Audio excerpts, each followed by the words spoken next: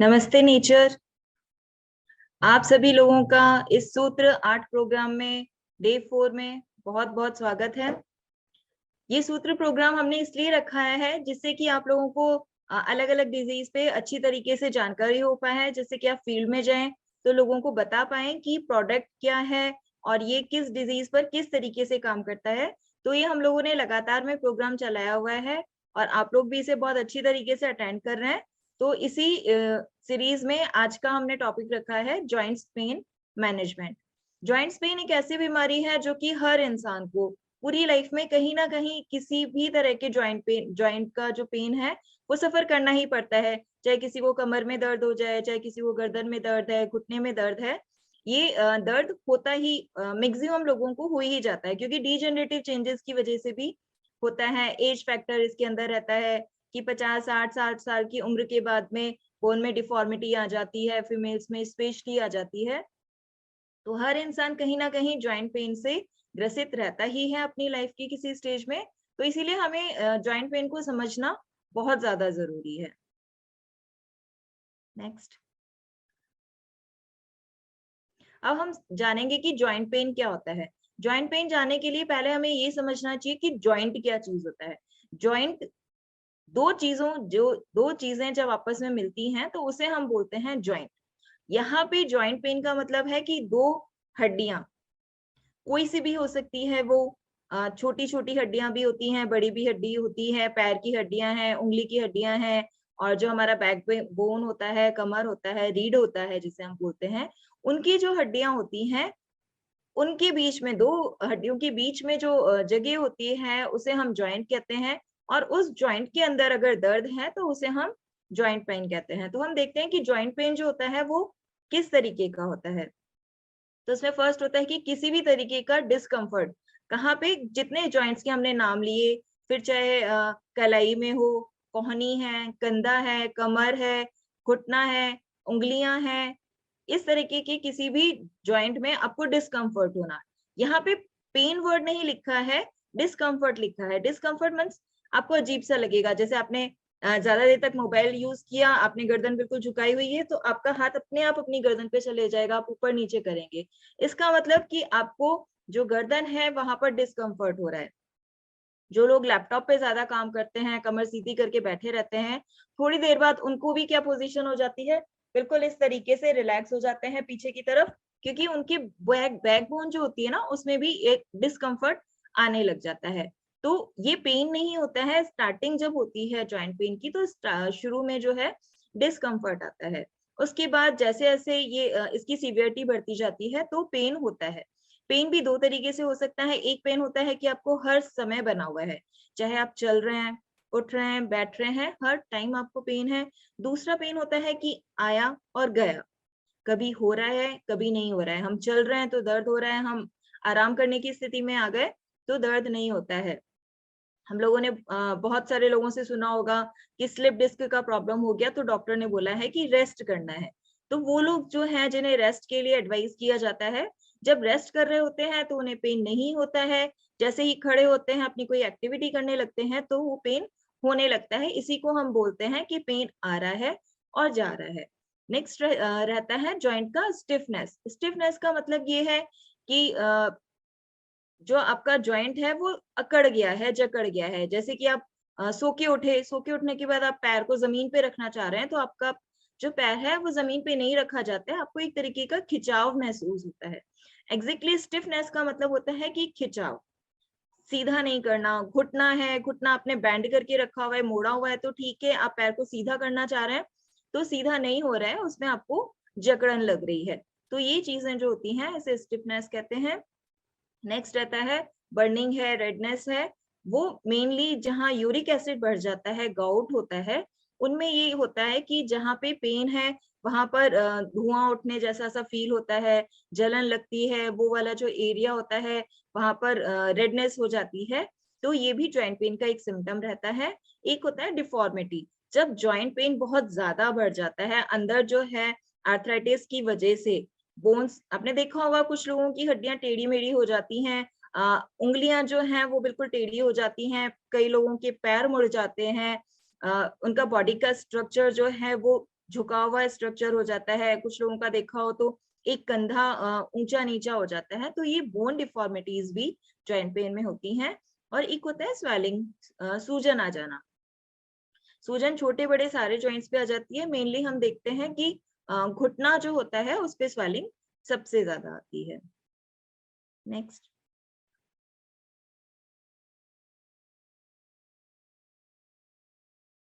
अब हम देखते हैं कि जॉइंट पेन जो है वो किस किस वजह से होता है। तो यहाँ आपकी स्क्रीन पे आपको इतने सारे नाम दिख रहे हैं, इनके अलावा भी बहुत सारे रीजन होते हैं, लिमिटेड लिख सकते थे हम। जो मेन रीजन है वो देख रहे हैं हम। इसमें से पहले जो चार हैं, ऑस्टियोआर्थराइटिस, रूमेटॉइड, गाउट और ऑस्टियोपोरोसिस, इसे हम डिटेल में पढ़ेंगे। नेक्स्ट हम आगे बात करते हैं इंजरी। कोई एक्सीडेंट हो गया, घुटना जो है उसमें डैमेज हो गया, या फिर बाइक से आप जा रहे हैं, गिर गए हैं, आपका स्कल इंजरी हो गई है, या गर्दन आपका टेढ़ा मेढ़ा हो गया है, कई बार स्लिप डिस्क जैसा सा हो जाता है, या पुरानी चोट भी होती है, उसकी वजह से भी आपको फ्यूचर में जो है वो दर्द हो सकता है। इसमें देखिए सडन है ये इंजरी, अगर तुरंत की है तो कोई डिफॉर्मिटी नहीं हुई है, कोई ऑटोइम्यून प्रॉब्लम नहीं हुई है, इधर इंजरी हुई और आपको साथ के साथ दर्द हुआ। कोई कमर दर्द का पेशेंट होता है, हॉस्पिटल में गया, वो कह रहा है कि मुझे बहुत तेज दर्द हो रहा है, तो डॉक्टर उससे सबसे पहले क्या पूछेगा, आप कहीं गिर गए थे क्या, आपने भारी सामान उठा लिया था क्या। तो गिरना, दैट इज इंजरी, कि गिरने की वजह से आपको चोट लग गई। नेक्स्ट होता है टेंडिनाइटिस। जो जॉइंट के अंदर दो बोन्स होती हैं, उनको अपनी जगह पर बनाए रखने के लिए टेंडन्स एक चीज होती है, रस्सी जैसी सी आप मान सकते हैं। तो वो जो टेंडन्स होते हैं उसके अंदर स्वेलिंग अगर आ जाती है, इसी तरीके से लिगामेंट्स होते हैं, लिगामेंट का रप्चर हो गया या उसमें स्वेलिंग हो गई, तो उसकी वजह से भी जो है दर्द बहुत ज्यादा बढ़ जाता है। और बोन में या फिर जॉइंट के बीच वाला जो स्पेस है दो बोन्स के बीच का, वहां पर किसी तरीके का इन्फेक्शन हो जाता है, तो भी आपके जॉइंट्स जो हैं वो दर्द करने लग जाते हैं। अभी पहले बोन कैंसर बहुत नॉर्मल चीज नहीं थी, लेकिन अभी बैकबोन कैंसर तो स्पेशली बहुत ज्यादा बढ़ गया है, कि बोन्स कैंसर की वजह से बोन जो है, पूरा पार्ट जो बोन का होता है वो पूरा की पूरा डैमेज हो जाता है। कैंसर के कारण जब जॉइंट पेन होता है तो उसमें मेनली सर्जरी करके उस हिस्से में नया आर्टिफिशियल बोन को ही इम्प्लांट करके उसको अपन कर सकते हैं। नेक्स्ट रहता है रिकेट्स। जिन लोगों में विटामिन डी की कमी रहती है, जो लोग अंदर कमरों में ही रहते हैं, धूप में नहीं निकलते हैं, जिसकी वजह से उनके अंदर विटामिन डी की कमी हो जाती है, या फिर बच्चे जब पैदा होते हैं मदर को पूरा न्यूट्रिशन नहीं मिलता है, तो वो जो न्यू बॉर्न बेबीज होते हैं उनमें विटामिन डी की कमी की वजह से रिकेट्स हो जाता है। कुछ बच्चे जैसे एक हमने बात की थी कि हाथ पैर टेढ़े मेढ़े हो जाते हैं, बोन की डिफॉर्मिटी हो जाती है, वो एज वाइज है। लेकिन कुछ बच्चे पैदाइशी इस तरीके के होते हैं, या फिर जैसे ही उनका ग्रोथ स्टार्ट होता है, साल भर के 2 साल के होते हैं, तो उनके जो है आप लोगों ने देखा हो, ऑब्जर्व किया हो, तो कुछ बच्चों के पैर मुड़े हुए होते हैं, कुछ के पैर अंदर की तरफ मुड़े हुए होते हैं, कुछ के पैर जो है बाहर की तरफ मुड़े हुए होते हैं। तो जब उन्हें अगर पकड़ के हम खड़ा करते हैं तो वो खड़े रह पाते हैं, लेकिन खुद से नहीं हो पाते हैं। तो ये मेनली विटामिन डी की वजह से रिकेट्स हो जाता है, हाथ पैर टेढ़े मेढ़े हो जाते हैं और उसकी वजह से दर्द होता है। नेक्स्ट रहता है डिसलोकेशन। डिसलोकेशन में मेनली जो अपन देखते हैं उसे हमने देखा है कंधा उतरना, नॉर्मल लैंग्वेज में हम बात करते हैं। जैसे छोटे बच्चे होते हैं उनको भी जब गोदी में लेते हैं तो हमारे जो बड़े बुजुर्ग होते हैं वो क्या बोलते हैं, ध्यान से लेना, इसकी हंसली ना उतर जाए, कंधा ना उतर जाए। तो जॉइंट का जब डिसलोकेशन हो जाता है उसकी वजह से भी पेन होता है। जॉइंट का जो डिसलोकेशन है वो आपके इंजरी की वजह से भी हो सकता है, कि बोन जो है जैसे आपस में जिस तरीके से जुड़ी हुई होनी चाहिए थी वो आगे पीछे सरक जाती है। वो है जो बैक बोन होता है, कमर दर्द होता है, वहां भी डिसलोकेशन की वजह से दर्द ज्यादा होता है। अब हम आते हैं, जैसे हमने पीछे 4 चीजें छोड़ दी थी, तो फर्स्ट आता है जो सबसे ज्यादा मेन रीजन रहता है दर्द का, ऑस्टियोआर्थराइटिस, जिसे हम ओए भी कहते हैं। आयुर्वेद की भाषा में हम इसे संधिवात कहते हैं। ये जो होता है ऑस्टियोआर्थराइटिस होता है, जैसे 2 बोन होती हैं आपस में यहाँ जुड़ी हुई हैं, तो इनके बीच में कुशन लाइक स्ट्रक्चर होता है। कुशन मीन्स छोटा तकिया मान सकते हैं। तो जब दोनों बोन्स के बीच में तकिया है तो बोन्स आपस में रगड़ नहीं खाती हैं। जैसे शॉकर्स होते हैं, बाइक में शॉकर्स होते हैं, वो आपको झटका लगने से बाइक में बचाते हैं। उसी तरीके से बोन्स आपस में रगड़ ना खाएं, उनमें झटका ना लगे, तो बीच में कुशन होता है, इसे कार्टिलेज कहते हैं। अगर वो कार्टिलेज किसी वजह से डैमेज हो जाती है, देखिए रेगुलर में ही होता है कि कार्टिलेज का कुछ पार्ट जो है वो दोबारा दोबारा बनता रहता है, लेकिन उसमें ये रहता है कि जितना हिस्सा बेकार हुआ उतना उसी स्पीड से नया बनता रहता है, तो हमें किसी भी तरीके का दर्द नहीं होता है। लेकिन कार्टिलेज का डैमेज होना तो बढ़ जाए और उसका नया बनने की स्पीड जो है वो कम हो जाती है, तो उस कंडीशन में दोनों जॉइंट्स के बीच में से वो कार्टिलेज खत्म हो जाती है और दोनों जॉइंट बिल्कुल पास पास आ जाते हैं। कार्टिलेज जो होती है या कुशन जो होता है, वहीं पर एक फ्लूइड भरा हुआ होता है, जिसे हम नॉर्मल बोलचाल की भाषा में ग्रीस बोलते हैं, तेल बोलते हैं। नहीं, लोग कहते हैं कि डॉक्टर ने बोला है कि जॉइंट्स जो हैं, आपका घुटना जो है उसका ग्रीस खत्म हो गया है। तो ग्रीस खत्म होना वर्ड जो होता है उसमें यही रहता है कि बीच का जो कार्टिलेज है वो जो है डैमेज हो गया है। कुछ हम टर्म पढ़ते हैं कि घुटने के बीच में या दो हड्डियों के बीच में गैप उभर गया है। वो गैप एग्जैक्टली नहीं बढ़ता है, उसमें होता है बीच में कार्टिलेज खत्म हुई तो बीच दोनों बोन्स के बीच में जो स्पेस बल्कि पहले ज्यादा था, अब वो नजदीक आ जाती है और नजदीक आके एक दूसरे से जो हड्डियां हैं वो रगड़ खाती हैं।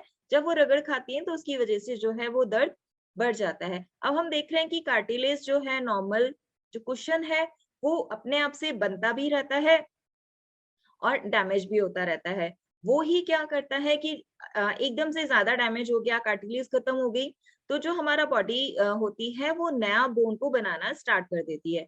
अब अगर एक नेचुरल वे में बोन बनती है तो उसे पता है कि किस तरीके से बोन को कहाँ पे बनना है। लेकिन जब अपने आप से उसका बोन बनना स्टार्ट होती है तो वो किसी भी एंगल में बन जाती है और वो एक तरीके से जैसे कांटे होते हैं ना, स्पाइक्स जो होते हैं, उस तरीके से अपना ग्रोथ करती है, जिसे कि ऑस्टियोफाइट्स कहा जाता है। ऑस्टियोफाइट की वजह से कुछ लोगों के जैसे हम घुटने देखेंगे या हिप जॉइंट है या बैकबोन है, उसमें ऑस्टियोफाइट्स निकले हुए होते हैं, मीन्स वो कांटे जैसा सा स्ट्रक्चर निकला हुआ होता है, उसकी वजह से दर्द जो होता है वो ज्यादा बढ़ जाता है। नेक्स्ट देखिए, यहाँ पे आप इसको बिल्कुल अच्छी तरीके से देखिए। एक साइड में हेल्दी हिप जॉइंट लिखा हुआ है, जहां पर कि आप बहुत ध्यान से दोनों चीजों को कंपेयर करके देखिए। जहाँ स्टार्टिंग वाला है पूरा राउंड शेप दिख रही है, बीच में गैप दिख रहा है एक, ठीक है। और जो दूसरा वाला स्ट्रक्चर है वहां पर आप देखिए कि जो गोले वाला जो है, कटोरी के अंदर गोला जो है, यहाँ पे फिंगर से मैं नहीं दिखा पाऊंगी पॉइंट करके, तो यहाँ पे बीच बीच में कट्स लगे हुए हैं उसमें। यहाँ पे जॉइंट्स ऑस्टियोआर्थराइटिस लिखा हुआ है। साथ में आप नीचे की तरफ देखेंगे तो ऑस्टियोफाइट्स हैं। आप देखिए कि यहाँ दूसरा वाला जो जॉइंट है, इसकी हड्डी बिल्कुल स्मूथ है, चिकनी है, जबकि दूसरी वाली पे तिनके तिनके जैसे हैं, वो आए हुए हैं, कांटे जैसा हम बोल सकते हैं। तो ये जो ऑस्टियोफाइट्स हैं, इसकी वजह से दर्द होता है। साथ में जो जॉइंट है, इसका हेड है फीमर का, वो भी डैमेज हो चुका है।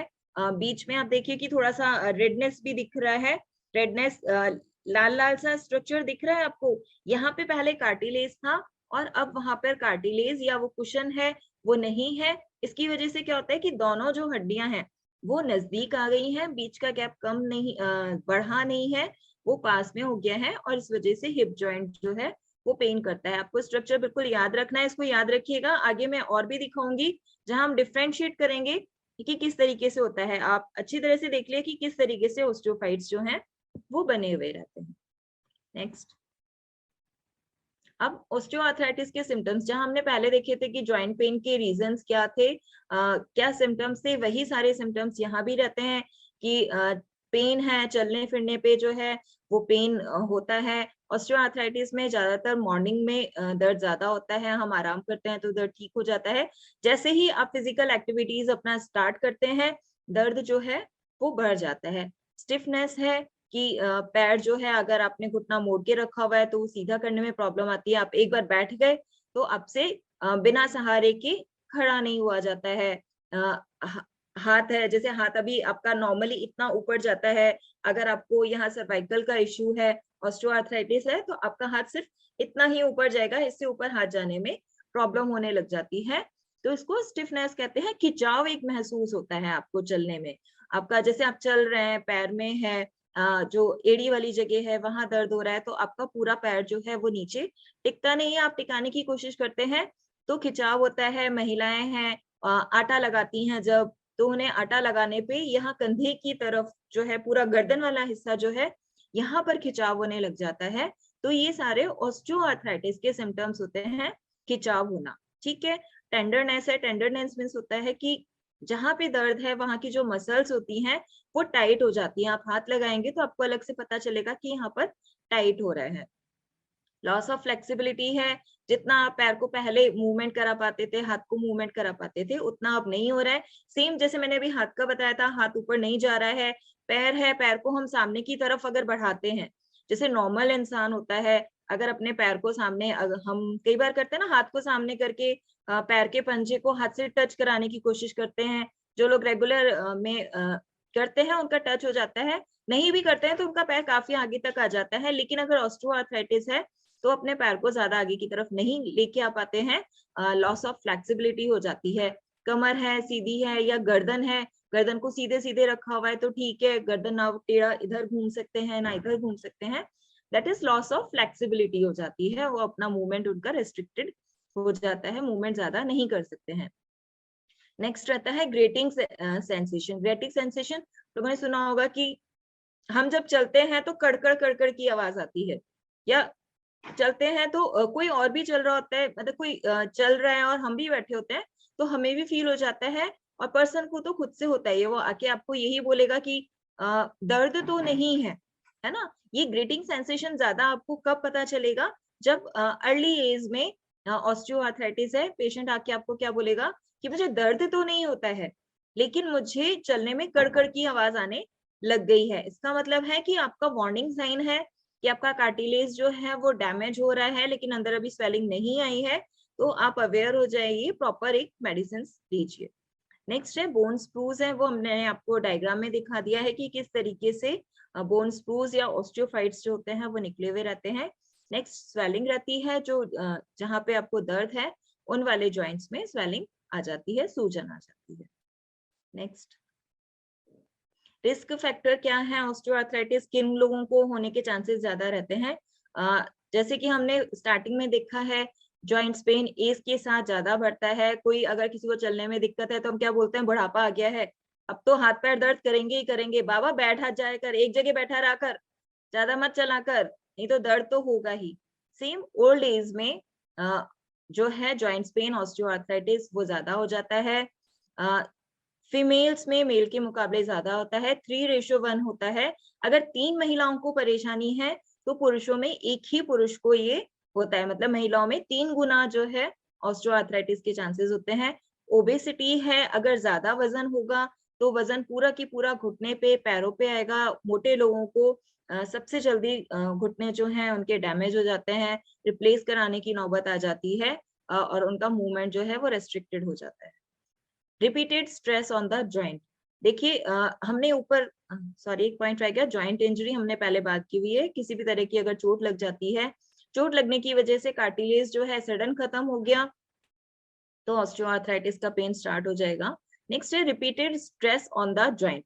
हमने ऊपर बात की ओबेसिटी की, जो लोग मोटे होते हैं उन्हें तो ऑस्टियोआर्थराइटिस के चांसेस बढ़ ही गए, लेकिन जो पतले दुबले लोग होते हैं उन्हें भी ये हो सकता है। तो ये किन लोगों को होगा, जो माल ढोने, लोडिंग अनलोडिंग का काम करते हैं, मतलब बोरियां अपने पीठ पर रख के ट्रक में चढ़ाते हैं उतारते हैं, है ना, तो उनके जॉइंट्स पे बार बार स्ट्रेस आता है, वजन आता है।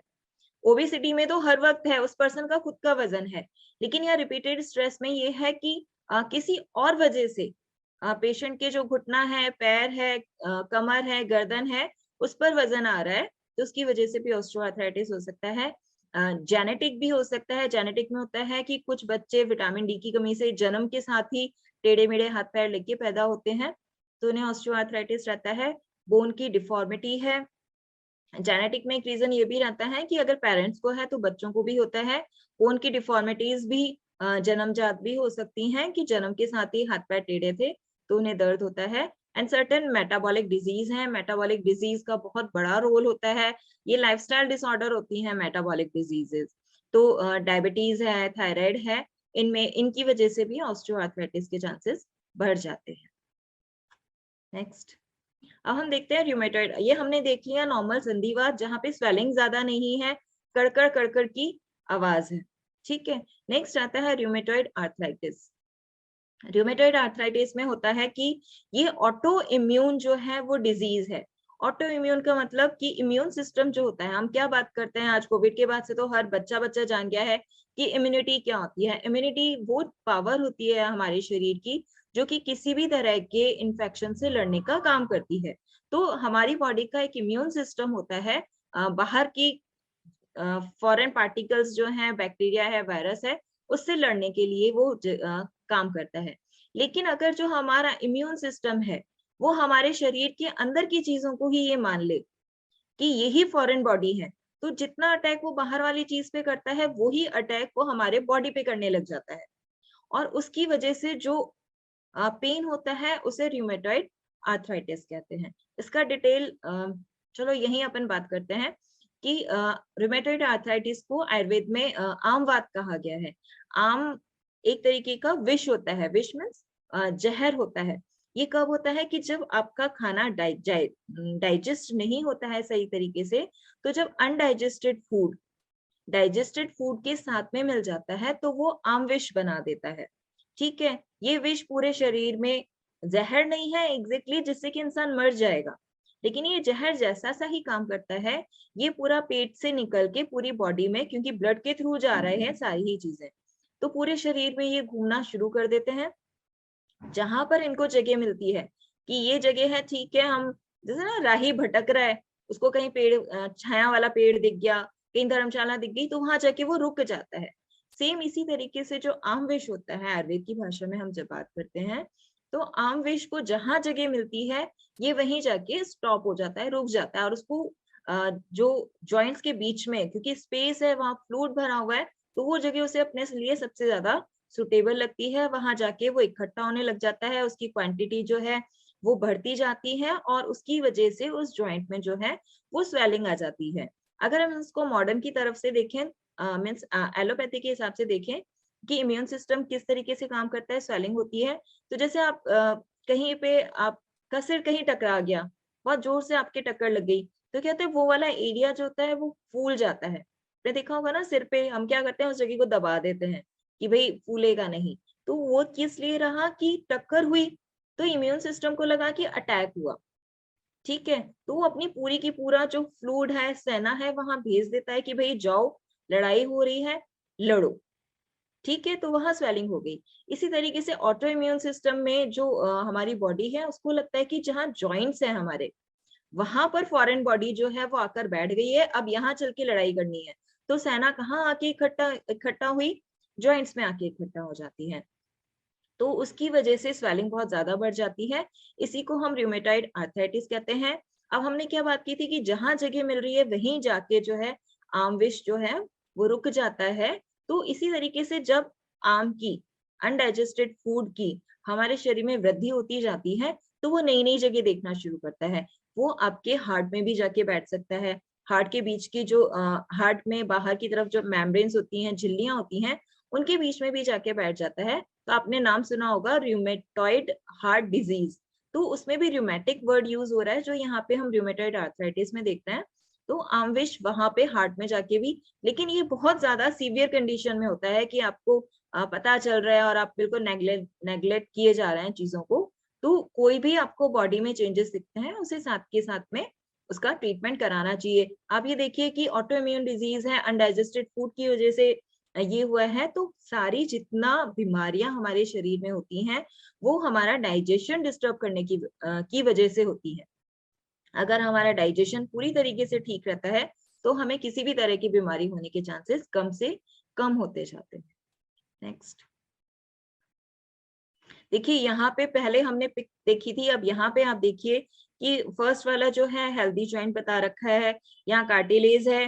नीले रंग से आप देखिए, ध्यान से देखिए, ये नीले रंग जो है, नीले रंग के बाहर बिल्कुल एक हल्की सी ब्लैक कलर की लाइन दिख रही होगी आपको, तो ये जो है वो झिल्ली है। नीला रंग जो है इसके अंदर फ्लूइड भरा हुआ है, हम लोकल लैंग्वेज में बोल सकते हैं कि ये ग्रीस भरा हुआ है।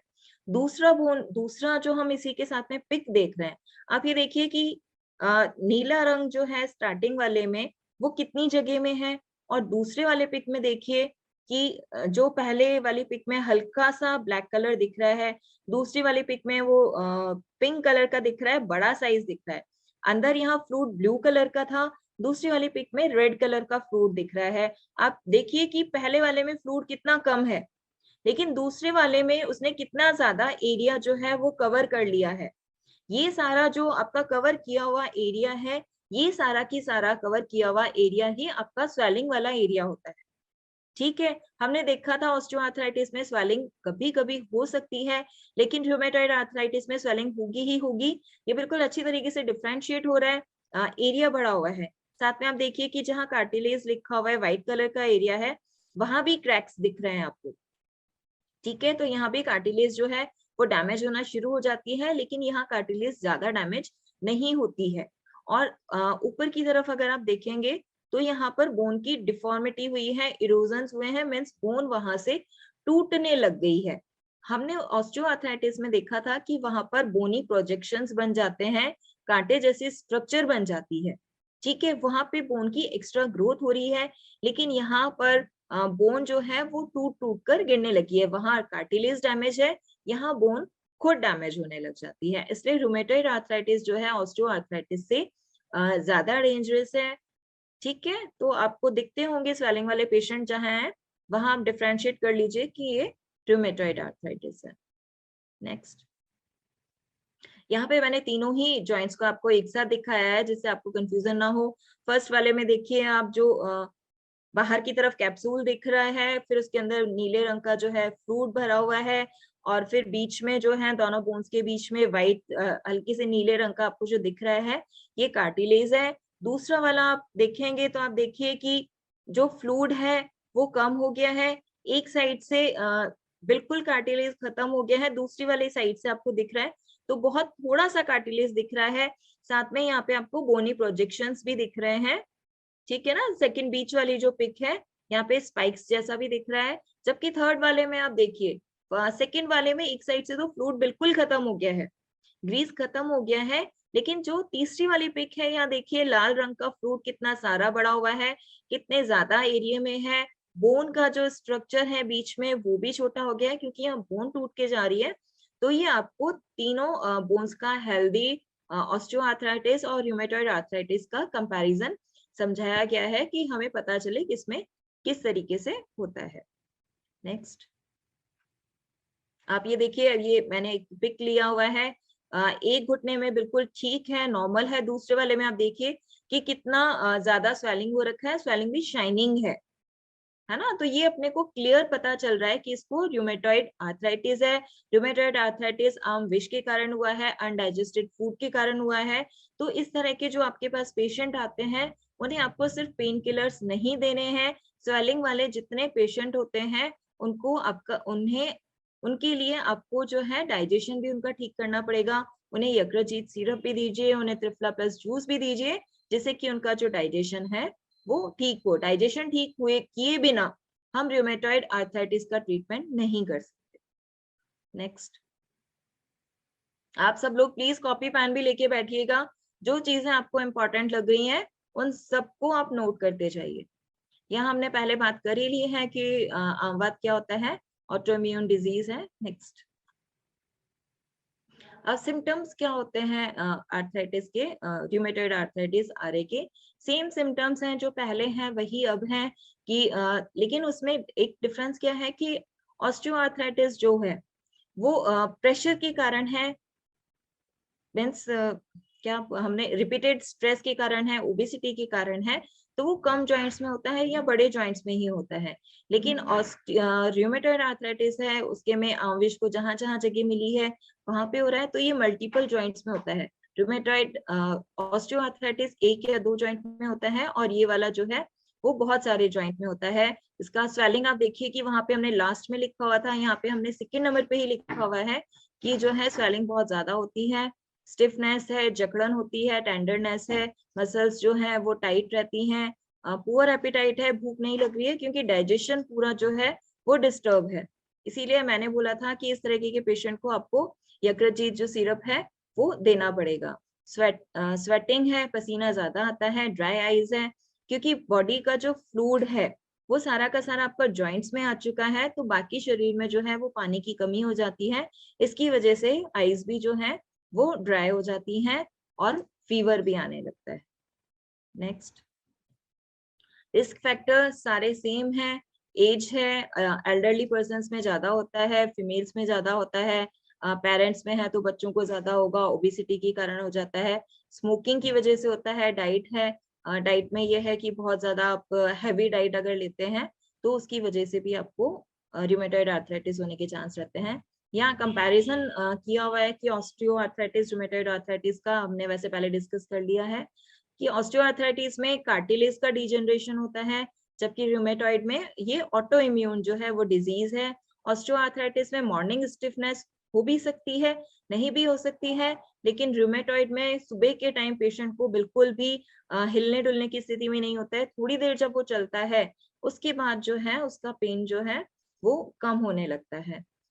ये वाला जो है एक या एक से ज्यादा में होता है, एक में दो में होता है, जबकि रूमेटिक जो है वो मल्टीपल जॉइंट्स में ही होता है, मेनली स्मॉल जॉइंट्स में होता है। ऑस्टियोआर्थराइटिस में डिफॉर्मिटी रेयर होती है, बोन की डिफॉर्मिटी नहीं है, वहां ऑस्टियोफाइट्स बन रहे हैं, लेकिन रूमेटॉइड आर्थराइटिस में बोन जो है वो खुद टूटने लग गई है, उसमें से इरोजन्स होने लग जाते हैं। ऑस्टियोआर्थराइटिस वेट अगर ज्यादा है, आप अगर प्रेशर देते हैं, वेट देते हैं बोन्स के ऊपर तो पेन बढ़ जाता है। ये वाला पेन चलने फिरने के बाद जो है वो ज्यादा होता है, जबकि रूमेटॉइड आर्थराइटिस में जो है अगर आप बैठे हुए भी हैं तो पेन होता ही रहता है। इसमें स्वेलिंग कम होती है। यहाँ रूमेटॉइड का तो मेन सिम्टम ही यही है कि स्वेलिंग जो है वो बहुत ज्यादा होती है। नेक्स्ट, एक और होता है गाउट, जिसको हम वातरक्त कहते हैं। ये बहुत रेयरली तो हमें नहीं कहेंगे, लेकिन जितना रूमेटिक और ऑस्टियोआर्थराइटिस मिलता है उसके कंपैरेटिवली कम होता है। गाउट में क्या होता है कि बहुत ज्यादा पेन होता है, स्मॉल बोन्स के पास में होता है, स्पेशली जो पैर के अंगूठे होते हैं उनके पास में। जो लोग प्रोटीन डाइट बहुत ज्यादा लेते हैं उनका यूरिक एसिड जो है वो बढ़ जाता है, तो यूरिक एसिड के क्रिस्टल्स जो है बन जाते हैं और वो पैर के अंगूठा जो है उसके पास में जाके वहां जमा हो जाते हैं। उसकी वजह से जो हमने पहले बात की थी कि बर्निंग सेंसेशन है, रेडनेस है, धुआं उठना जैसा जो लगता है, उस जगह पे स्वेलिंग है, ये सारे के सारे सिम्टम्स जो होते हैं वो गाउट या वातरक्त में होता है। गाउट को हम इसका ट्रीटमेंट थोड़ा सा इजी होता है, क्योंकि ये प्रोटीन डाइट ज्यादा लेने की वजह से हो रहा है, प्रोटीन डाइट की वजह से यूरिक एसिड होता है। तो जैसे ही हम यूरिक एसिड को कम करते हैं या हमारी प्रोटीन डाइट को कम करते हैं तो गाउट का पेन खत्म हो जाता है, सबसे इजीली ट्रीटेबल होता है ये। नेक्स्ट, ये देखिए यहाँ पिक्चर में आपको दिखाया हुआ है कि अंगूठे के पास में किस तरीके से यूरिक एसिड के जो है वो क्रिस्टल्स इकट्ठे हो गए। नेक्स्ट, ये देखिए वहां से आपको सही से समझ में नहीं आएगा, यहाँ से आप देखिए कि पैर के अंगूठे के पास में किस तरीके से पूरा रेडनेस हो रही है, लाल हो रहा है, यहाँ पे स्वेलिंग हो रही है, तो इस जगह पे जो है वो क्रिस्टल्स इकट्ठे हो जाते हैं यूरिक एसिड की वजह से, और दर्द होता है, पेन जो होता है बहुत सीवियर पेन होता है गाउट में। नेक्स्ट, सिम्टम्स देखिए, इंटेंस जॉइंट पेन है ना, जॉइंट अपन इसको बोल रहे हैं लेकिन मेनली अंगूठे के पास में ही होता है। ये दर्द ज्यादातर रात के टाइम शुरू होता है और बहुत सीवियर पेन होता है, अचानक होता है, पहले से आपको किसी भी तरीके का जो है वो सिम्टम नहीं देगा। आपको रात में नींद खुली और आपको लगेगा ये क्या हुआ, मुझे इतना ज्यादा पेन कैसे हो रहा है, डिस्कम्फर्ट बहुत ज्यादा हो जाता है, स्वेलिंग हो जाती है, रेडनेस हो जाती है, पीछे पिक्चर में हमने बिल्कुल क्लियर देखा था, टेंडर हो जाता है, वो जगह बिल्कुल टाइट हो जाती है, आप हाथ लगाएंगे पेशेंट आपको हाथ नहीं लगाने देगा उस जगह को, इतना वहां पे टेंडरनेस रहती है। यूरिक एसिड के क्रिस्टल्स की वजह से वहां गर्माहट होती है, बर्निंग है, एंड क्योंकि पैर में इस जगह पे वो रहता है कि आपको फुटवियर्स भी आप नहीं पहन पाते हैं, और बिना फुटवियर के भी आपको, क्योंकि जब हम चलते हैं तो पैर का जो पंजा होता है, आगे का हिस्सा होता है, उसी के ऊपर प्रेशर आता है और वहीं पे ही आपको ये यूरिक एसिड जो है वो जमा है, इसी वजह से आपका जो मोशन है, चलना जो है वो लिमिटेड हो जाता है। आप बाकी अपने हाथ पैरों से सारे काम कर सकते हैं, लेकिन आपका वॉकिंग जो है वो बहुत कम हो जाता है, थोड़ा बहुत चलने फिरने में ही आपको दर्द ज्यादा होने लग जाता है, सुबह उठते हैं उसके बाद तो स्पेशली बहुत ज्यादा ही दर्द होता है। Next, risk factor first, diet. Diet तो रहेगा ही, क्योंकि जो लोग रिच प्रोटीन डाइट लेते हैं, बहुत ज्यादा नॉनवेज खाते हैं, स्पेशली रेड मीट जो लोग यूज करते हैं, दालें बहुत ज्यादा, दालों से इतना प्रोटीन नहीं निकलता है। मेनली तो नॉनवेज एक रीजन है, या फिर एग में जो उसका येलो वाला पार्ट होता है वो है, तो उसकी वजह से जो है यूरिक एसिड बढ़ जाता है और गाउट होने के चांसेस रहते हैं। वेट है, सर्टेन, ये सारे के सारे वही हैं। मेडिकल कंडीशंस में हम देखें तो जो डिजीज होती हैं जहाँ की प्रोटीन का डाइजेशन पूरा डिस्टर्ब रहता है, स्पेशली जिनको लिपिड्स जो है बॉडी में ज्यादा होते हैं, कोलेस्ट्रॉल ज्यादा होता है, उन कंडीशंस में भी गाउट होने के चांसेस रहते हैं। दूसरा डायबिटीज है, डायबिटीज एंड कोलेस्ट्रॉल या फिर लिपिड्स का बॉडी में ज्यादा होना, ये मेडिकल कंडीशंस हैं जिनमें गाउट ज्यादा होता है।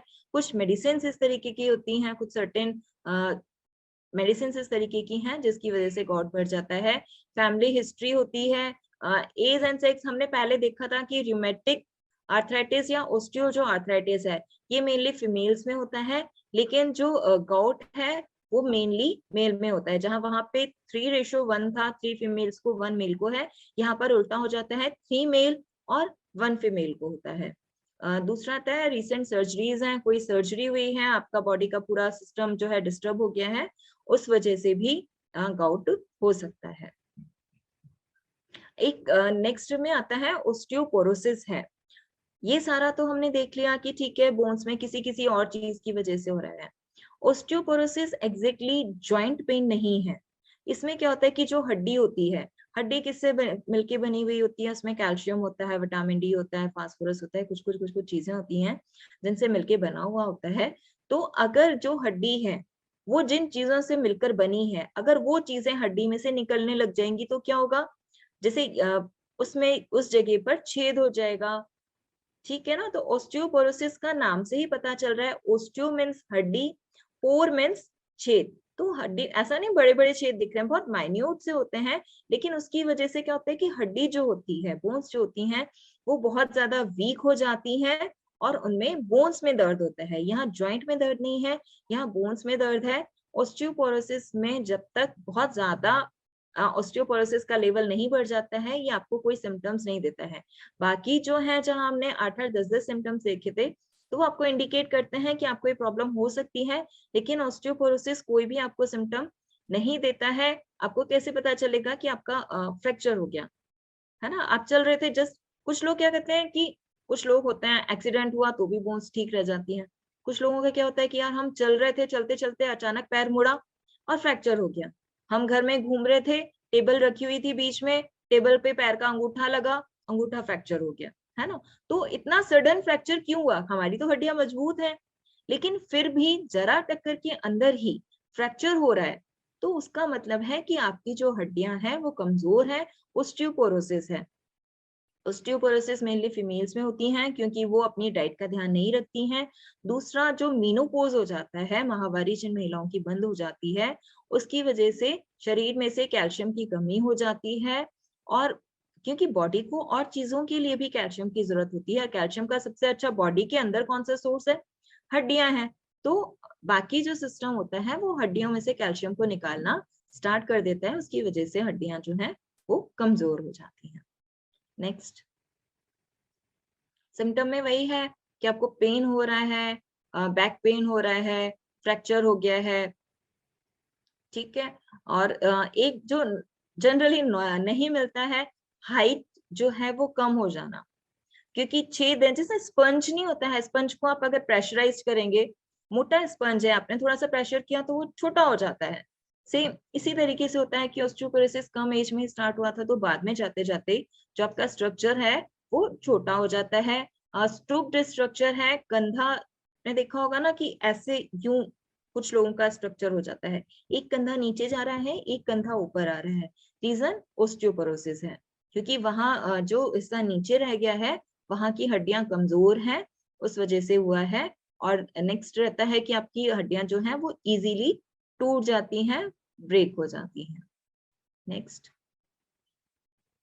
रिस्क फैक्टर फीमेल्स में ज्यादा होता है, ओल्डरली एज में ज्यादा होता है, फैमिली हिस्ट्री हो, या फिर जो शॉर्ट स्ट्रक्चर होते हैं, छोटी हाइट वाले लोग होते हैं, उनमें भी ऑस्टियोपोरोसिस के चांसेस ज्यादा रहते हैं। फीमेल्स हैं मेनोपॉज के बाद जो है उनमें भी ऑस्टियोपोरोसिस के चांसेस बहुत ज्यादा बढ़ जाते हैं। इसीलिए हर किसी को जैसे ही आप 40 की एज में पहुंचते हैं, दूध और दही से आप इतना कैल्शियम नहीं ले सकते हैं, क्योंकि अभी कोई भी चीज प्योर भी नहीं आ रही है, सिंथेटिक भी बहुत बार मिलता है, यूरिया से भी दूध बना हुआ मिलता है। तो 40 इयर्स की एज के बाद में हमें रेगुलर में हैबिट कर देना चाहिए कि हमें एक कैल्शियम और विटामिन डी का जो है टैबलेट फॉर्म में है, कैप्सूल फॉर्म में है, सैशे है, किसी भी तरीके से हमें वो लेना स्टार्ट कर देना चाहिए अगर हम इन फ्यूचर ऑस्टियोपोरोसिस से बचना चाहते हैं तो। नेक्स्ट एक रहता है बैक पेन का भी, बहुत लोग शिकायत करते हैं कि कमर में, यहाँ हमने सारे है ना मेन जॉइंट्स देखे जो रेगुलर में काम आते हैं, लेकिन बैक पेन अभी बहुत ज्यादा है। ठीक है, तो बैक पेन के कॉजेज क्या हैं कि जो मसल्स हैं या फिर लिगामेंट हैं वो खिंच गए हैं। बहुत सुना होगा ना कि लोग क्या बोलते हैं, रीढ़ की हड्डी का छल्ला खिसक गया है, रीढ़ की हड्डी का छल्ला घिस गया है ना। इस तरह की हम कॉमन, आप फील्ड में जाते हैं तो लोग आपको यही कहते हैं ना, रीढ़ की हड्डी का छल्ला खिसक गया है, डॉक्टर ने ये बोला है, एक्सरे किया है, उसमें ये आया है। ठीक है ना, तो ये छल्ले जो होते हैं एग्जैक्टली छल्ला नहीं है, वो कार्टिलेज होती है। दो बोन्स के बीच में उसको सपोर्ट देने के लिए कार्टिलेज होती है। तो उसमें अगर कोई भी प्रॉब्लम होता है उसकी वजह से ये दर्द होता है। बाकी आर्थराइटिस, ऑस्टियोपोरोसिस, ये सारा की सारे हड्डियों की चीजें हैं। अगर ये सारी चीजें जो है बैकबोन में हो रही हैं, हमारी जो स्पाइन है उसके अंदर हो रहा है, उसमें चाहे कैंसर हो, यूटीआई है, किडनी स्टोन के कारण भी बैक पेन हो सकते हैं। हम बैक पेन की बात कर रहे हैं, सिर्फ स्पाइन की ही बात नहीं है। तो पेशेंट क्या बोलता है कि कमर में, साइड में हमें दर्द रहता है, तो हमें उसी के हिसाब से उसका इन्वेस्टिगेशन करवाना चाहिए। नेक्स्ट देखिए, यहाँ मैंने जो कॉमन वर्ड्स यूज करते हैं ना वो आपको दिखाया हुआ है कि फर्स्ट में नॉर्मल डिस्क है जहाँ कार्टिलेज पूरा है। सेकेंड वाले में आप देखिए कि बीच बीच में उसमें लाइनिंग्स दिख रही हैं, गैप आ गया है, कि डीजनरेटिव डिस्क है। एक हम वर्ड सुनते हैं डिस्क बल्जिंग, है ना, कॉमनली यूज होता है। तो आप ये देखेंगे कि अंदर की तरफ आपको दिख रहा होगा कि छोटा सा गुब्बारे जैसा सा जो है वो कार्टिलेज बाहर की तरफ निकलने लग गई है, ये होता है डिस्क बल्जिंग। ठीक है, नेक्स्ट हेरिनेटेड होता है, जैसे हर्निया होता है उस तरीके से ही होता है कि स्ट्रक्चर जो कार्टिलेज है उसके अंदर से फ्लूइड जो उसके अंदर होता है वो पूरा बाहर निकलने लग जाता है। छल्ला खिसक गया है या छल्ला घिस गया वाली नेक्स्ट कंडीशन है, जिसमें बोला है कि थिनिंग ऑफ डिस्क है, मतलब कार्टिलेज जो है वो घिस गई है। नेक्स्ट में क्या है कि जो हमने पहले पढ़ा था कि ओस्टियोफाइट्स बन गए हैं। आप देखिए कि यहाँ नीचे की तरफ आपको दिख रहे होंगे ना कि यहाँ किनारे पे निकला हुआ है, अंदर नीचे वाला जहाँ नीचे एरो है वहां पे बहुत क्लियरली आपको दिख रहा है कि ओस्टियोफाइट्स निकले हुए हैं। तो ये सारे के सारे जो आपको डायग्राम्स दिखाए में सारे दिखाए गए हैं, ये दिखाया है कि बैकबोन में किस तरीके से हो सकते हैं। क्योंकि आपको पेशेंट आके क्या बोलता है, लंबर स्पॉन्डिलाइटिस है मुझे, या सर्वाइकल का इशू है। तो सर्वाइकल या लंबर स्पॉन्डिलाइटिस में ये सारी कंडीशंस होती हैं। L5S1, L4, L5 या C5, C6 में ये बहुत कॉमनली ये प्रॉब्लम्स पाई जाती हैं। अदर रीजन सेम वही है कि सर्वाइकल है, सर्वाइकल में 7 वर्टिब्रास होती हैं, 7 छोटी छोटी हड्डियां होती हैं, उनकी वजह से हो। नीचे कमर में होता है L1, L2, L3, L4, L5, S1, S2 में प्रॉब्लम होता है। एक आपने साइटिका का सुना होगा, ग्रंथिरसी रोग है, जिसमें कि हिप जॉइंट से लेकर कूल्हे से लेकर नीचे पैर तक, पैर की उंगली तक जो दर्द आता है बाहर बाहर की तरफ से, वो साइटिका का पेन होता है। वो मेनली नर्व्स की वजह से होता है ना। तो इसलिए हमने यहाँ पे, मैंने इसको ज्यादा डिस्कस नहीं किया है, लेकिन वो हमें जॉइंट पेन जैसा सा लगता है। एक पैरालिसिस होता है, पैरालिसिस की वजह से जॉइंट पेन हो सकता है, लेकिन वो एग्जैक्टली जॉइंट पेन नहीं है, तो हमने इसको डिस्कस नहीं किया है यहाँ पे। अब हम देखते हैं कि कोई पेशेंट आ गया, बोल रहा है अपने, उसने बता तो दिया कि हमको दर्द हो रहा है, तो हम उसका कौन सा टेस्ट करवा सकते हैं। CRP टेस्ट होता है, सी रिएक्टिव प्रोटीन। जैसे कि वो दर्द बता रहा है कि मुझे दर्द है, लेकिन हम स्टार्टिंग वाला जो फेज है वहां पे हम ये नहीं पता कर पा रहे हैं कि उसको स्वेलिंग है या नहीं है। तो जिस किसी का भी CRP अगर बढ़ा हुआ होता है, तो इसका मतलब है कि इंटरनल जो है जॉइंट के अंदर स्वेलिंग होना स्टार्ट हो चुकी है, तो हमें उसे स्वेलिंग खत्म करने वाली मेडिसिन साथ में देनी पड़ती हैं। अगर दर्द ज्यादा बता रहा है, बर्निंग सेंसेशन वगैरह है, तो हमें देखना पड़ेगा कि यूरिक एसिड जो है उसका कितना ज्यादा बढ़ा हुआ है, तो उसके लिए हमें यूरिक एसिड का टेस्ट कराना पड़ता है। विटामिन डी एंड कैल्शियम, कई बार होता है कि जैसे हड्डियों में लोग बोलते हैं कि हड्डियों में दर्द है, तो हीमोग्लोबिन की कमी की वजह से भी हो सकता है, कैल्शियम विटामिन डी की कमी की वजह से भी हो सकता है। तो हमें ये विटामिन डी और कैल्शियम का टेस्ट करा लेना चाहिए, जिससे कि हमें कंफर्मेशन हो जाए, क्योंकि जॉइंट पेन है, डिफॉर्मिटी है या ऑस्टियोआर्थराइटिस है, उसी की वजह से हो जरूरी नहीं है। कैल्शियम और विटामिन डी की कमी की वजह से भी जो है दर्द हो सकता है। विटामिन बी 12 है, इसका भी हम टेस्ट कराते हैं। और नेक्स्ट आरए फैक्टर होता है, स्वेलिंग है दिख रहा है लेकिन फिर भी आरए फैक्टर करा लेना चाहिए, जिससे हमें पता चल जाए कि रूमेटॉइड आर्थराइटिस जो है वो ज्यादा बढ़ा हुआ तो नहीं है, जिससे कि हमें एक पता चलता है एक लेवल तक आने के बाद कि अगर इससे भी ऊपर जा रहा है, इसका मतलब कि उसका जो आर्थराइटिस है, रूमेटिक फैक्टर है, वो हार्ट तक पहुंच चुका है। तो हम पेशेंट को पहले से अवेयर कर सकते हैं कि आपको हार्ट को भी प्रोटेक्ट करने की जरूरत है। नेक्स्ट में ये हमने पहले बता ही दिया क्या है, ऑस्टियोआर्थराइटिस को संधिवात कहते हैं, रूमेटॉइड को आमवात कह रहे हैं, गाउट वातरक्त है, ऑस्टियोपोरोसिस को हम अस्थि क्षय बोलते हैं। नेक्स्ट, अब हम ट्रीटमेंट देखेंगे। ट्रीटमेंट की 4 चीजें हैं, फर्स्ट डॉक्टर कंसल्टेशन, दूसरा diet, exercise and medical treatment. आप कहेंगे कि जॉइंट पेन है तो फिर एक्सरसाइज कैसे करें, तो इनएक्टिविटी जो होती है, इनएक्टिविटी की वजह से भी जो है जॉइंट पेन हो जाता है। इनएक्टिविटी की वजह से क्या होगा कि आपका लाइफस्टाइल डिसऑर्डर हो गया ना, कि आप फिजिकल एक्टिविटीज नहीं करते हैं, उसकी वजह से आपको ओबेसिटी बढ़ जाएगी। लेकिन जो ऑस्टियोआर्थराइटिस के पेशेंट होते हैं जिन्हें स्वेलिंग नहीं है, उन्हें आपको कहना चाहिए कि आप थोड़ा थोड़ा करके वॉक कीजिए, ज्यादा एक साथ नहीं कीजिए, जिससे कि जॉइंट्स के ऊपर प्रेशर है। लेकिन उन्हें बिल्कुल ये नहीं कहना होता है कि आप बैठ जाइए, जॉइंट पेन के साथ में आप फिजिकल एक्टिविटी नहीं करेंगे तो स्टिफनेस जो है वो धीरे धीरे करके बढ़ती जाएगी। ये 3 चीजें हमें बताने के बाद फिर हम आते हैं कि मेडिसिन किस तरीके से हमें देनी होती है। नेक्स्ट, अब हमने देखा कि ऑटो इम्यून डिजीज या ऑस्टियोआर्थराइटिस, तो हमें सबसे पहले उसे इम्यूनिटी बूस्टर्स देने पड़ेंगे। ठीक है, तो इम्यूनिटी बूस्टर्स में हम सिंगल ड्रग के ऊपर हम बात करें तो अश्वगंधा, शिलाजीत, गुडुची या गिलोय, आमलकी और शतावरी, ये जो 5 दवाइयां हैं ये इम्यूनिटी को बढ़ाती हैं, इसीलिए रूमेटिक आर्थराइटिस में ये बहुत अच्छा काम करती है। हम पूरा सिम्टम्स के ऊपर काम करेंगे ना, कि जहाँ स्वेलिंग है, जहाँ पेन है, जहाँ इम्यूनिटी ऑटो इम्यून डिजीज हुई है, वहां पर हम उसे किस तरीके से ट्रीट करें। ठीक है, नेक्स्ट, अब है दीपन पाचन, क्योंकि हमने क्या देखा कि डाइजेशन आपका डिस्टर्ब हुआ है। डाइजेशन डिस्टर्ब हुआ है तो जो अनडाइजेस्टेड फूड है या जो हमारे पेट में जाठराग्नि होती है ना, जो हमारे हार्मोन्स होते हैं, एंजाइम्स होते हैं जो कि खाने को डाइजेस्ट करते हैं, उनके सिक्रेशन को, उनको उनकी मात्रा को शरीर में बढ़ाने के लिए हमें दीपन पाचन औषधियों की बहुत डिफरेंट चीज लगती है कि हम एक तरफ ज्वाइंट पेन की बात कर रहे हैं, दूसरी तरफ हम दीपन पाचन औषधियों की बात कर रहे हैं। लेकिन रूमेटॉइड आर्थराइटिस में दीपन पाचन औषधियां बहुत जरूरी हैं देना। तो उसके लिए बेस्ट क्या रहता है, अदरक है, चित्रक है, पिपली है, इसके अलावा आपका हींग होता है, अमल की है, हरित की है, ये सारी की सारी दीपन पाचन औषधियां रहती हैं। नेक्स्ट, अब है कि एंटी इन्फ्लेमेटरी, स्वेलिंग भी है और दर्द भी है, इन चीजों को कम करने के लिए हमें कौन सी मेडिसिन सबसे अच्छा काम करती हैं।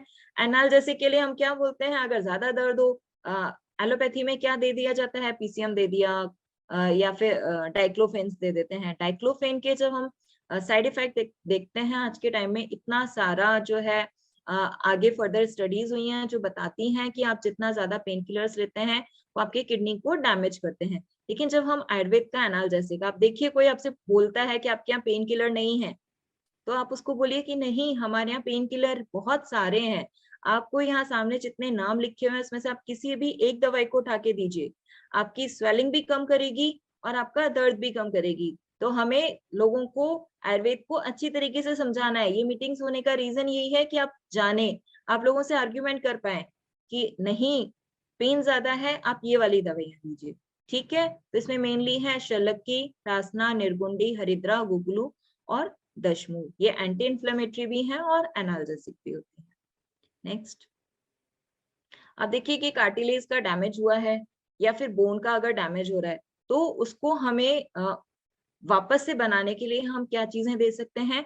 अस्थि श्रृंखला है, मंडूकर्णी है, आमलकी है, मुक्ताशुक्ति है, इसके अलावा प्रवाल पिष्टी है। जैसे हमारा जो कैल्शियम एंड विटामिन D3 वाला कैप्सूल है, उसमें यही सब चीजें, इसमें से मुक्ताशुक्ति, प्रवाल वगैरह जो है नेचुरल कैल्शियम है, वो डले हुए हैं, जो कि कार्टिलेज के डैमेज को भी रोकते हैं और बोन के डैमेज को भी, जो बोन का डैमेज ऑस्टियोआर्थराइटिस में हो चुका होता है, उसको प्रिवेंट करने का काम करते हैं, रोकने का काम करते हैं। नेक्स्ट, अब यूरिक एसिड का हमने देख लिया कि हमें डाइट तो कंट्रोल करानी ही है।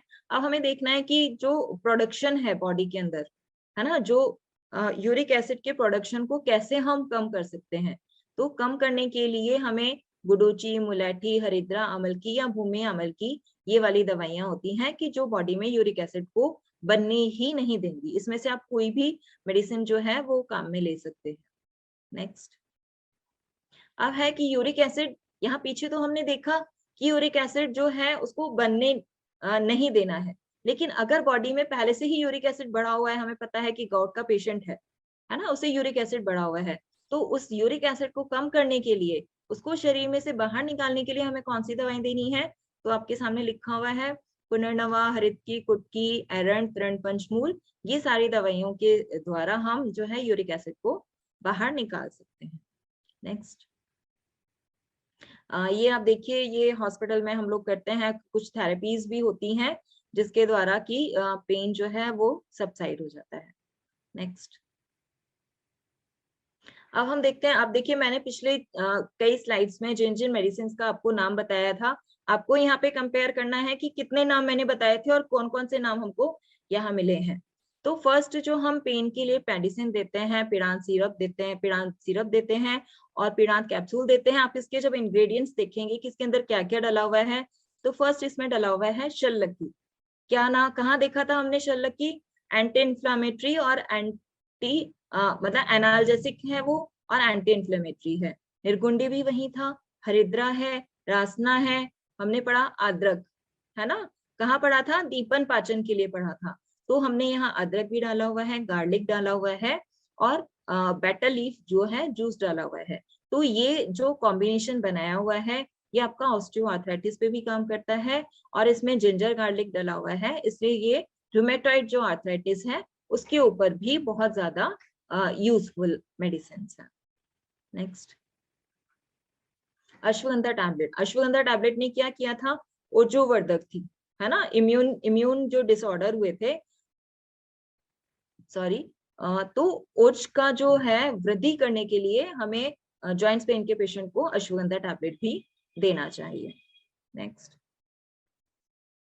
Calcium and vitamin D3 soft gel capsule, क्योंकि ऑस्टियोपोरोसिस हो, चाहे ऑस्टियोआर्थराइटिस हो जहां कार्टिलेज डैमेज हुआ है, या रूमेटॉइड आर्थराइटिस हो, है ना, जिसको हम गठिया बोलते हैं लोकल लैंग्वेज में, तो इन सभी के अंदर हमको जहां बोन्स की हड्डियां जो है हमारी डैमेज होने लग गई हैं, उन्हें रोकने के लिए आपको कैल्शियम विटामिन D3 कैप्सूल देने हैं।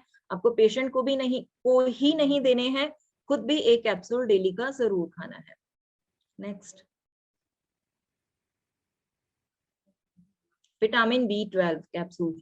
विटामिन B12 जो क्या करता है कि मसल रिलैक्सेंट का भी काम करता है, साथ में जितना नर्वस पेन होता है ना, बैकबोन वाला जो हमारा पेन होता है, या विटामिन B12 की डेफिशिएंसी की वजह से जो पेन होता है, उसको विटामिन B12 देके हम पेन को, फीलिंग्स जो होती हैं उसको कम कर सकते हैं। साथ ही थकान है, देखिए यहाँ नीचे लॉस ऑफ एपेटाइट भी लिखा हुआ है, हमने पीछे देखा था ना कि भूख कम लगती है, कहाँ पे पढ़ा था? रूमेटॉइड आर्थराइटिस में, क्योंकि वहां डाइजेशन पूरा डिस्टर्ब हुआ है। तो ये B12 जो कैप्सूल है, ये आपके डाइजेशन को भी जो है वो ठीक करता है, इसीलिए हमें B12 कैप्सूल देना है। नेक्स्ट है आमल की, विभिद की एंड हरित की टैबलेट। आमल की दीपन पाचन में भी पढ़ी थी हमने, आमल की ओजोवर्धक भी थी। हरित की क्या करती है कि लैक्सेटिव का काम करती है, जो अनडाइजेस्टेड फूड होता है उसको शरीर में से बाहर निकालने का काम करती है। अगर कोई आपसे अलग से पूछेगा, जैसे इन तीनों का कॉम्बिनेशन मिलकर त्रिफला बन रहा है, तो पेशेंट आपसे पूछ सकता है ना कि भाई मेरे को तो दर्द है जॉइंट्स में, और आप मुझे त्रिफला टैबलेट क्यों प्रिस्क्राइब कर रहे हो, आमल की, विविध की, हरित की टैबलेट आप मुझे क्यों दे रहे हो? तो आप उसको रीजन बताएंगे, है ना, कि ये रीजन है कि आमल की जो है तुम्हारा अंदर से इम्यूनिटी को बढ़ा रहा है और हरित की जो है अनडाइजेस्टेड फूड को जो है वो बाहर निकाल रहा है और इस तरीके से आपका जो है जॉइंट्स पेन में भी ये काम करता है। नेक्स्ट, आंवला जिंजर जूस है, वही सेम इंग्रेडिएंट्स के साथ में आ गया कि आंवला भी है इसमें, जिंजर भी है, ठीक है ना। जिंजर शुंठी जो हमें बोला है, अदरक बोला है, तो ये दोनों चीजें मिलके भी ये क्या होता है कि जो टॉक्सिन्स होते हैं बॉडी के उनको बाहर निकालता है, क्योंकि टॉक्सिन्स ही वो चीज होती हैं जो कि जॉइंट वाला जो कैप्सूल होता है इसके अंदर स्वेलिंग हुई है, तो वहां पे जाके जो चीजें इकट्ठा हो रही है वो क्या है, बॉडी के टॉक्सिन्स है। तो आंवला जिंजर जूस जो है वो बॉडी के टॉक्सिन्स को बाहर निकालने का काम करता है। Next, alloy vera juice. अगर एलोए वेरा रेगुलर में हमारी खाने की आदत रहे, चाहे हम कच्चा एलोए वेरा खाएं या हम इस तरीके से प्रोसेस्ड एलोए वेरा अगर हम रेगुलर में यूज करते हैं तो जॉइंट्स पेन ठीक होता है। एलोए वेरा जो है वो इन्फ्लेमेशन को दूर करता है।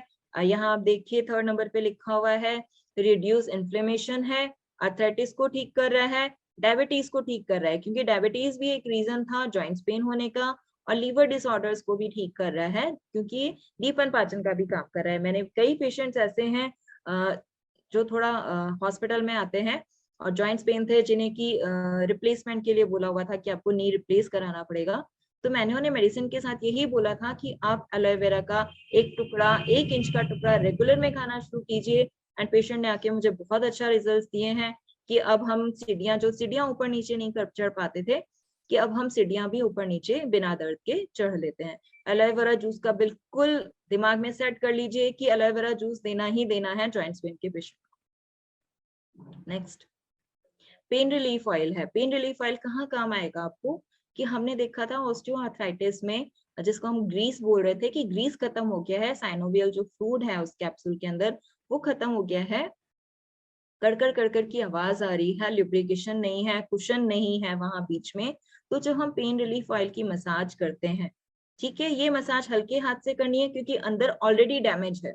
आप अगर रगड़ के मसाज करेंगे तो जो बोन का डैमेज धीरे धीरे या कार्टिलेज का डैमेज धीरे धीरे हो रहा था वो डैमेज एकदम से हो जाएगा। तो स्पेशली पेशेंट को जब भी आप पेन रिलीफ ऑयल देते हैं उसे बोलिए कि हल्के हाथ से जो है वो मसाज करनी है इससे, और मसाज करने के बाद आप उसको गर्म पानी की थैली से, गर्म कपड़े से, किसी भी चीज से सेक करने के लिए बोलिए, क्योंकि जब हम सेक करते हैं तो जो हेयर फॉलिकल होते हैं, रोम कूप होते हैं, जो हमारे स्किन पे होते हैं वो खुल जाते हैं, और जब रोम कूप खुल जाते हैं तो वहां से ऑयल जो है वो इजीली बॉडी के अंदर एब्जॉर्ब हो जाता है। ठीक है, तो आपको सिर्फ ऑयल लगाने के लिए नहीं देना है, को बोलना है कि सिकाई भी जरूर करनी है। नेक्स्ट, यहाँ पे हमने इकट्ठा लिख दिया है कि ऑस्टियोआर्थराइटिस और रूमेटॉइड आर्थराइटिस में आपको क्या क्या देना है। कैप्सूल पिडांत 1-1 सुबह शाम देना है, सिरप पिडांत 15-15 ml पानी मिला के। सीवियरिटी ज्यादा है तो आप इसको 20 ml 30 ml भी कर सकते हैं। कैल्शियम एंड विटामिन D3 का कैप्सूल है, 1-1 देना है। लेकिन जो ऑस्टियोपोरोसिस के पेशेंट हैं जिन्हें दर्द ज्यादा है वहां आप 1-1 कैप्सूल सुबह शाम करा सकते हैं। पिडांत ऑयल है, देखिए जेंटल मसाज लिखा हुआ है, हल्के हाथ से मसाज करना है, स्वेदन करना है, सिकाई करनी है।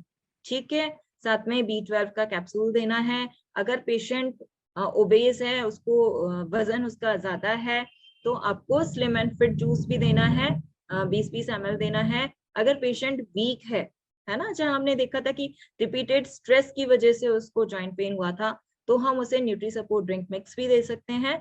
तो हम ये देख रहे हैं कि जो हमारा पूरा ट्रीटमेंट है ये पेशेंट की कंडीशन के हिसाब से अलग अलग ट्रीटमेंट जो है कॉम्बिनेशन बना के देना है हमें। ठीक है, इसमें क्योंकि नए प्रोडक्ट हैं, थोड़ी मैंने पुरानी स्लाइड्स भी यूज की हुई थी, तो इसमें एलोए वेरा जूस और आमल की हरित की विविध की टैबलेट नहीं लिखी हुई हैं।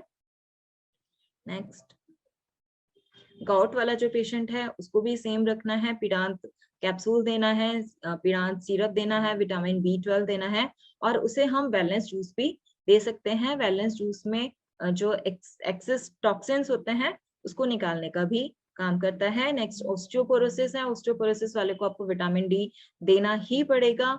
और अगर फीमेल में 40 साल के ऊपर की फीमेल है, उसको मीनोपॉज हो रखा है, तो हमें उसे साथ में फैमिकब सिरप भी देना चाहिए। नेक्स्ट,